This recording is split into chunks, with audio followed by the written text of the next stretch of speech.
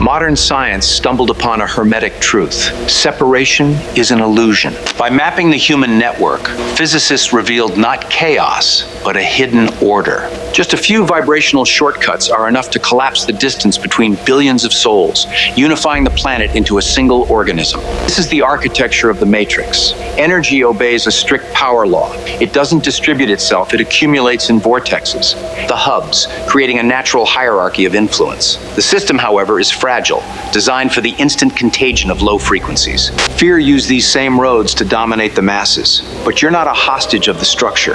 The secret lies in rupture. By cutting toxic ties and claiming your vibrational sovereignty, you stop being a passive node and become the architect. A single awakened consciousness reconfigures the geometry of the entire collective.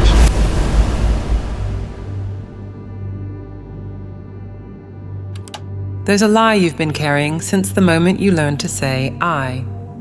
A lie so ancient, so embedded in the structure of thought that it feels like absolute truth.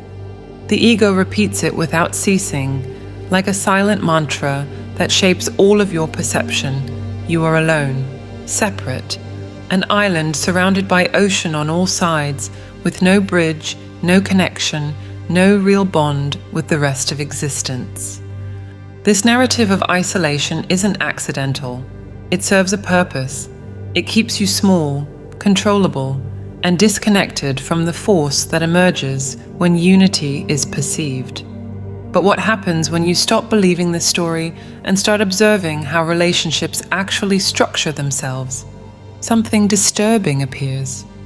Researchers who study the architecture of human networks reached a conclusion that should have shaken the way we understand reality. Any person on the planet is at most 6 connections away from any other. 6 steps. It doesn't matter if you were born in a remote village in the Himalayas and the other person lives in a penthouse in Manhattan. It doesn't matter if you speak different languages, belong to opposing cultures, and have never heard of each other. The maximum distance between any 2 human beings is 6 intermediaries. Stop and consider what this means. The separation you feel, that sensation of being disconnected, of the world being too vast, of having no influence over anything beyond your small circle, doesn't correspond to the actual structure of connections. The mind fabricates an illusion of distance that the relational architecture simply doesn't support. If connections between people were random, if every encounter were pure chance with no underlying pattern, energy would dissipate in all directions. Nothing would form. No structure would emerge from the chaos. But that's not what we observe. What happens is the opposite. People naturally cluster with others who vibrate at similar frequencies. Bubbles of affinity form, what spiritual traditions have called soul families for thousands of years. Within these bubbles, energy circulates with intensity. There's mutual recognition, accelerated growth, and mirroring. You meet people who seem to know you before they know you. Situations that seem orchestrated by something greater. Too many synchronicities to be a coincidence. And when you try to explain this through materialist logic, the explanations never satisfy. Now observe another piece of data. To connect the entire planet, billions of people scattered across continents, cultures, and radically different socio-economic realities, no massive structural revolution was needed. Just a few bridges were enough. Individuals who cross borders, who move between worlds, who function as living shortcuts between nuclei that would otherwise remain isolated. These shortcuts collapse distance. They transform what seemed like an impassable abyss into just 1 or 2 more steps. And here's the point that should make anyone stop and reconsider everything. This pattern isn't exclusive to human social networks. It repeats at all scales of existence. And the same architecture appears in the neural networks of the brain, in interactions between proteins inside a cell, in the food chains of ecosystems, in the structure of the internet, in the way galaxies are distributed across the cosmos. The small mirrors the large. The micro reproduces the macro. And when a principle repeats itself like this, across such distinct scales, It stops being a coincidence and becomes law. This is exactly what the Hermetic tradition encoded thousands of years ago in a single phrase: as above, so below, so below. The same geometry of connection runs through all levels of reality, from the subatomic to the cosmic. Gnosticism has pointed to this for centuries. There's a hidden architecture operating behind what you see, organizing experience before you perceive it. The matrix. A code governs the chaotic appearance of the world, and this code follows precise rules. The first rule is this: separation is an illusion. Unity isn't a spiritual ideal to be achieved in some distant future, after decades of meditation and purification. Unity already exists. It has always existed. It's the fundamental condition of reality. What needs to be dissolved isn't the distance between you and the whole. That distance was never real. What needs to be dissolved is the belief in the distance, the veil that the mind wove to convince you that you're alone. When this veil begins to tear, the natural question that arises is, if everything is connected, if separation is a mental fabrication, then how does this connection organize itself? Is there a hierarchy? Are there centers? Are there points that concentrate more influence than others? The answer reveals a geometry that defies everything that modern egalitarian thinking would like to believe, and exposes a law that operates in both the visible and the invisible worlds. Energy doesn't distribute itself equally. This is a truth that modern thinking prefers to ignore, because it wounds the ideal that everything should be leveled, balanced, and democratic. But reality doesn't obey ideals. Reality obeys laws. And one of the most fundamental laws governing any living system is this: what already sustains receives more. Look around. Certain people seem to attract everyone, not through forced effort, but through a kind of invisible gravity. Certain ideas dominate entire conversations, while others, equally valid, disappear without a trace. Certain places concentrate movement, opportunity, and encounters, while others remain empty, even though they're in the same neighborhood. This isn't a chance, it's geometry.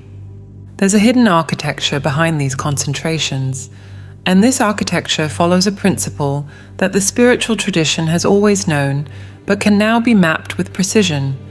Energy flows to where energy already exists. Connection attracts connection. Influence generates more influence. The entire system organizes itself around centers of gravity, vortexes that pull everything around them. These vortexes can be called hubs. A hub isn't simply someone popular or a busy place. It's a point that has learned to sustain flow. The difference is crucial. Lots of people want attention, want connections, want to be at the center, but wanting isn't enough. The network doesn't respond to what you demand. It responds to what you can maintain. Whoever occupies a central position got there because they developed the capacity to receive energy, process it, and radiate it back. Without this capacity, any central position collapses. That's why hierarchy in networks isn't injustice, it's a reflection of capacity. Each being occupies the position that corresponds to what they can sustain in the present moment. This can change. The network is dynamic. But change doesn't happen by decree or complaint. It happens through the real development of the capacity to maintain flow. Hubs fulfill an irreplaceable structural function. Without them, communication between parts of the network would be slow, fragmented, and inefficient. Imagine trying to pass a message from one side of the planet to the other if each person could only speak with their immediate neighbors. It would take generations. But when there are points that connect distant regions, living shortcuts between separate nuclei, information travels with impressive speed. Hubs accelerate everything.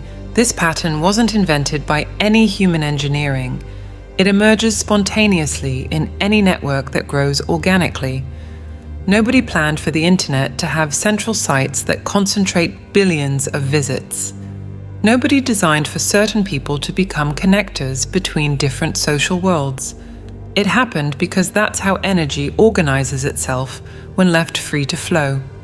The law of attraction, so popularized and so misunderstood, finds its structural foundation here. It's not about magical positive thinking that makes things appear out of nowhere. It's about a principle of organization. What you sustain, you attract more of. What you can keep in flow grows. What you can't sustain dissipates. Think about how this applies to your own life. The opportunities that reached you didn't come by chance. They came through pathways, and those pathways passed through hubs. Someone who knew someone, a place where the right people crossed paths, an idea that circulated in a certain group. You may not have seen the architecture, but it was there, operating silently, directing the flow. Understanding this changes how you position yourself. Suppose you want to access certain frequencies, certain resources, certain possibilities. In that case, you need to get closer to the hubs that already concentrate that flow, not through flattery or calculated strategy, but through recognition of how energy actually moves. Swimming against the current is possible, but exhausting. Aligning with the flow is smarter. And if you want to become a hub, a center of radiation instead of just a peripheral point, the path isn't to demand that position. It's to develop the capacity to sustain what that position requires. The more you can receive without closing off, process without becoming corrupted, and radiate without emptying yourself, the more naturally the network places you in central positions. This is the energetic meritocracy that operates behind all visible hierarchies. It's not perfect in the moral sense. We'll see ahead how it can be distorted. But it's real, it's structural, and ignoring it doesn't make it disappear. However, all this efficiency carries a hidden price. When flow concentrates in a few massive points, those same points become critical vulnerabilities. The strength that sustains the system is also the place where it can break. And when a hub fails, the consequences don't stay contained. They spread through the entire web at the same speed that once spread the benefits. The same structure that sustains can destroy. This is the shadow that accompanies all efficiency. When you concentrate the flow of energy in a few massive points, when you create shortcuts that accelerate everything, when you build a network where information travels almost instantaneously from one side to the other, you also create the exact points where everything can crumble. Hubs are pillars, but pillars by definition are points of collapse. Remove a pillar from a structure and observe what happens. The weight it was supporting doesn't disappear. It redistributes chaotically, overloading what remains. If the pillar is central enough, the entire structure comes down. This is the Achilles heel of any highly connected network. The same centers that make the system efficient are also its greatest vulnerabilities. And the most disturbing part, the very efficiency amplifies the damage when something goes wrong. Consider what happens when a hub fails. The nature of the failure doesn't matter. It could be internal corruption, it could be an external attack, it could simply be exhaustion. The point that once radiated energy to hundreds or thousands of connections now becomes a hole, and this hole doesn't stay contained. The break propagates through the same pathways that once propagated benefits. The speed that was an advantage becomes a nightmare. In a slow network, with few shortcuts, problems stay localized. An isolated community can suffer a devastating crisis, while neighboring communities don't even know about it. Distance functions as a natural barrier. Slowness gives time to react. There's space for containment, adaptation, and recovery before the damage spreads. But in a network where everything is just a few steps from everything else, this protection no longer exists. An infection, whether biological, ideological, or emotional, finds open pathways in all directions. It doesn't need to conquer territory inch by inch. It jumps, it leaps from hub to hub, crossing continents in hours, hitting entire populations before any response can be organized. Think about the last few decades. Observe how financial crises in one country bring down economies on the other side of the planet within days. Observe how waves of panic spread through social networks at a speed that no corrective information can match. Observe how destructive ideas, hatred, fear, despair, can reach millions of people before any voice of sanity has a chance to be heard. This isn't an accident. It's a direct consequence of the architecture. The network was optimized for speed and reach, not for resilience. The shortcuts that shorten distances also reduce the response time to zero. There's no longer any interval between the emergence of a problem and its global propagation. The Gnostic tradition would describe this as a property of the matrix. The system was built so that disturbances amplify instead of dampening. The hidden architecture isn't neutral. It favors certain types of propagation, and as we'll see in the next section, it frequently favors the lowest frequencies. But understanding the vulnerability also reveals where to act. If you want to stop the propagation of something toxic in a network, there's no point in trying to clean each peripheral point. It would be like trying to dry the ocean with a sponge. The scale makes any point-by-point approach impossible. Millions of peripheral nodes, each demanding individual attention. No effort could keep up. The smart strategy is different. You identify the transmission hubs, the points through which the toxicity necessarily must pass to reach new regions of the network. And then you act on these specific points.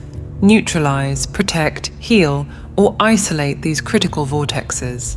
A handful of well-targeted interventions in the right places produces more effect than thousands of scattered interventions on the periphery. This principle works both for external networks and for the internal network of your own psyche. You carry within yourself a structure of connections, memories linked to emotions, beliefs linked to behaviors, traumas linked to reaction patterns. And this structure also has its hubs, central points through which most of your psychic flow passes. When one of these internal points is corrupted, a poisoned central belief, an unprocessed trauma that contaminates everything around it, there's no point in treating the peripheral symptoms. You can spend years trying to correct surface behaviors while the toxic hub keeps radiating. Real healing requires identifying and working on these central points. The same logic applies to relationships, communities, and organizations. Where is the point through which toxicity enters and distributes itself? Who are the transmitters that amplify the worst? This isn't about witch hunts or blaming individuals. It's about understanding structure. Sometimes the toxic hub doesn't even know it's fulfilling that function. Sometimes it's a victim of the position it occupies. The question that arises is inevitable. Why do certain networks become so toxic while others flourish? If the structure is similar, if hubs exist everywhere, what determines whether they radiate light or shadow? The answer lies not only in the physical architecture of connections. It lies in how this architecture interacts with something more subtle, the field of responsibility, the speed of return, the presence or absence of real mirroring between the connected parts. You're not only what you think, you're also what surrounds you. This truth is uncomfortable because it suggests that individual sovereignty has limits, that there's a field around each person that influences thoughts, emotions, and behaviors in ways that aren't always perceptible. But ignoring this doesn't make it less real. It just leaves you more vulnerable. The structure of your connections shapes who you become. Not in an absolute way, not in a deterministic way, but in a constant and subtle way. The relational environment where you're embedded functions as a field, an invisible atmosphere that favors certain frequencies and suppresses others. You can resist this field. You can choose to vibrate differently from what it induces, but you first need to recognize that it exists and understand how it operates. In communities where people truly know each other, where the bonds are dense, repeated, and face-to-face, something interesting happens. Cooperation flourishes almost naturally. Honesty becomes easier. Betrayal becomes rarer. Why? Because there's immediate mirroring. When you act badly in a group where everyone knows each other, the consequences come back fast. You betray someone's trust today, and tomorrow you run into that person at the market, at the kids' school, at the community meeting. The return is inevitable and swift. There's nowhere to hide. The face of the person you hurt will look you in the eyes repeatedly. This cycle of quick return keeps everyone more honest, not necessarily through inner virtue, but through outer architecture. It's what could be called real-time karmic mirroring. The action and the consequence are so close that the relationship between them becomes obvious. You learn quickly that what you emit, you receive, not as abstract theory, but as concrete and repeated experience. Now observe what happens when the network introduces a different type of connection: distant, anonymous, and faceless. The shortcuts that make the network efficient do more than speed up communication. They link points that would normally never have contact. People from completely different contexts, who don't share a community, who will never meet in person, who have no network of mutual acquaintances to create mutual accountability. And when that happens, the ethical fabric tears. It becomes possible to emit toxicity without feeling the return. You can attack someone on the other side of the world and never see the effect of that attack. You can spread lies without facing those who were hurt by them. You can dump hatred without visible consequence. The aggression reaches the target instantly, but any consequence for the aggressor gets lost in the distance, in the anonymity, in the mass of millions of simultaneous interactions. When this happens at scale, the dynamics of the entire system change. Malevolence gains a structural advantage over integrity, not because people became worse, but because the architecture started favoring behaviors that were once contained by immediate mirroring. Think about digital social networks, not as a technological phenomenon, but as a spiritual experiment at planetary scale.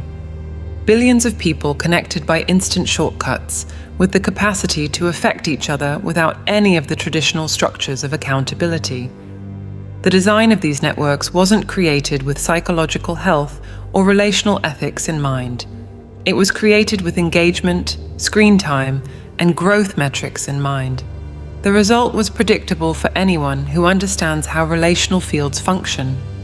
When you optimize for volume and speed without considering the quality of the bond, you create an environment where the lowest frequencies propagate better than the highest. Anger travels faster than compassion. Fear spreads more easily than courage. Scandal outperforms nuance. Attack outperforms dialogue. Not because anger is stronger than compassion in some absolute sense, but because the architecture favors what generates a quick reaction, and low frequencies tend to generate a quicker reaction than elevated ones.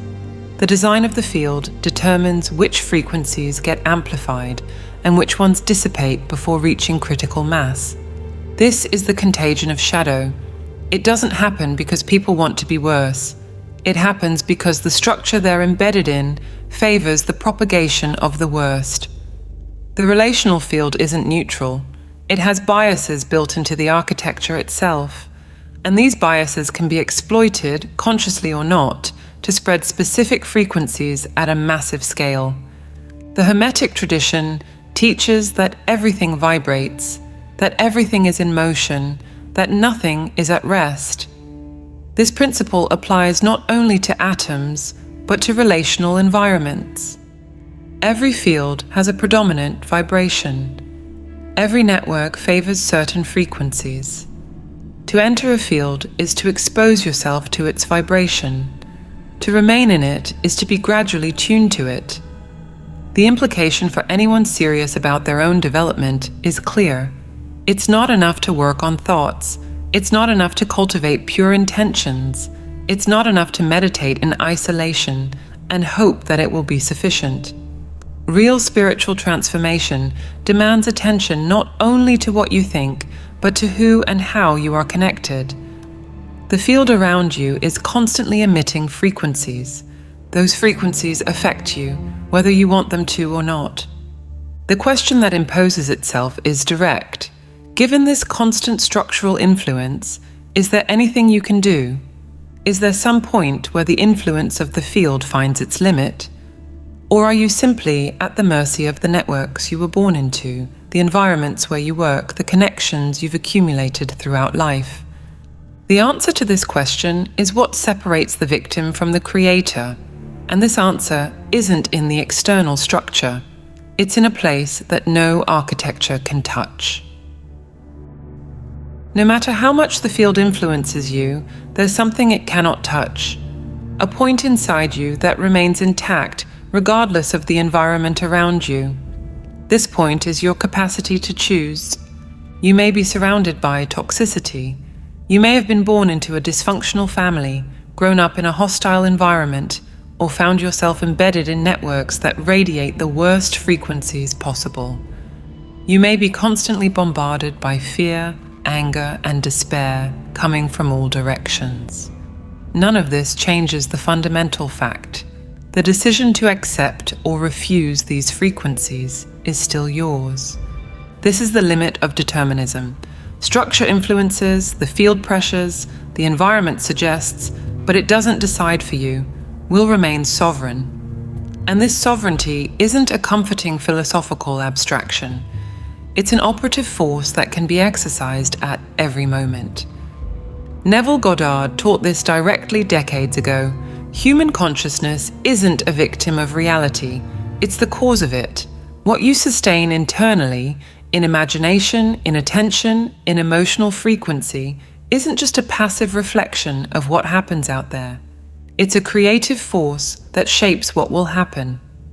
The law of assumption establishes that when you internally assume a state as real, external reality reorganizes to correspond to that state. This doesn't mean the environment doesn't matter. It means your relationship with the environment is a two-way street, and you have more power on this street than you were taught to believe. The key to healing yourself amid chaos lies in the power to cut the cord. This is a capacity that many people have forgotten they possess. Years of social conditioning teach that you must maintain connections out of obligation, out of guilt, out of fear of what others will think. That breaking ties is a moral failure. That loyalty means staying even when staying destroys you. But when you realize that you're not obligated to maintain connections that drain you, something changes. The simple understanding that you can withdraw is already a form of purification. You don't even need to execute the break immediately. It's enough to know that the door exists, that you have the key, that leaving is a real option. Every cord cut releases energy. As long as you keep a toxic connection active, part of your life force is trapped in that circuit, feeding something that doesn't serve you. When you cut, that energy is released. It comes back to you. It becomes available to be redirected toward channels of growth instead of being wasted in circuits of drainage. Think of it as a relational immune system.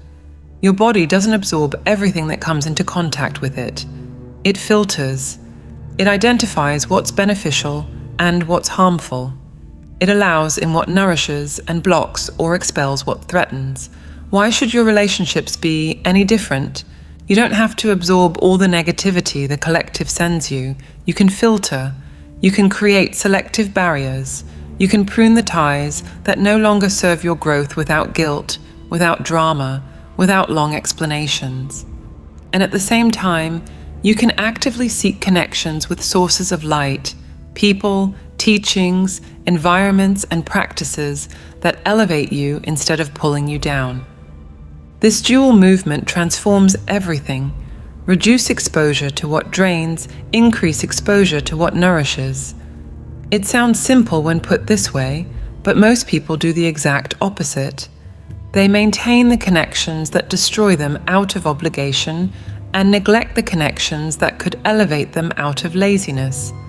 When individuals start exercising this freedom with awareness, when they stop passively submitting to the field and start actively choosing their exposures, the entire network feels the effect.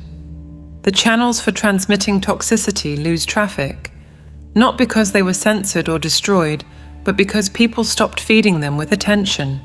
The low-frequency vortexes lose fuel. They start to weaken. New patterns emerge where before there was only repetition of the same. The healthy stability of any system depends on this fluidity. Connections need to be able to form and dissolve according to what serves growth. Energetic contracts have expiration dates. Some came to last a lifetime. Others fulfilled their purpose in months or years, and now only continue out of inertia. Staying stuck out of guilt or fear doesn't sustain anything of value. It only prolongs circuits that should have been closed already. True loyalty to unity isn't staying in everything forever. It's having the courage to leave what corrupts it. Every time you withdraw from a low frequency, you're doing a service not only to yourself, but to the entire field. You're stopping the feeding of what shouldn't grow. You're voting with your attention, with your presence, with your life energy. But if each person has this power of choice, if the sovereignty of will is real and operative, how far does this influence go? Can one person alone really affect the entire network? Or is individual power, however real, limited to each person's small, immediate circle? The answer to this question reveals something about the nature of reality that should forever change the way you see your own role in the world. Reality isn't stable.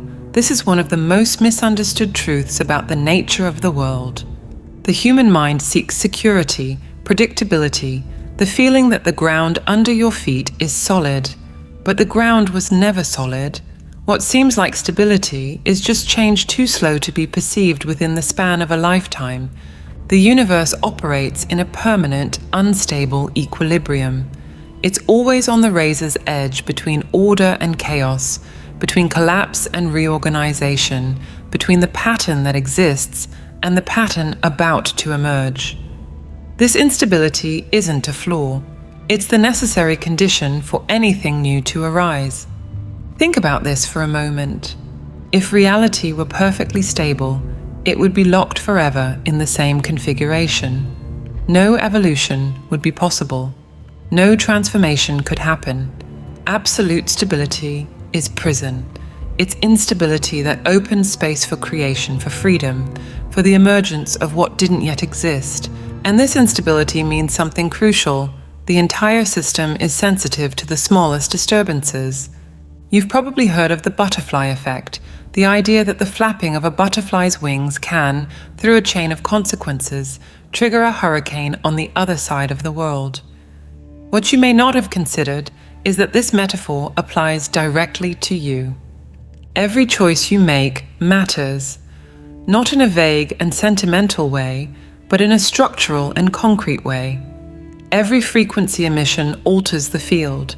Every decision reconfigures connections. Every thought sustained with intensity sends waves through the network.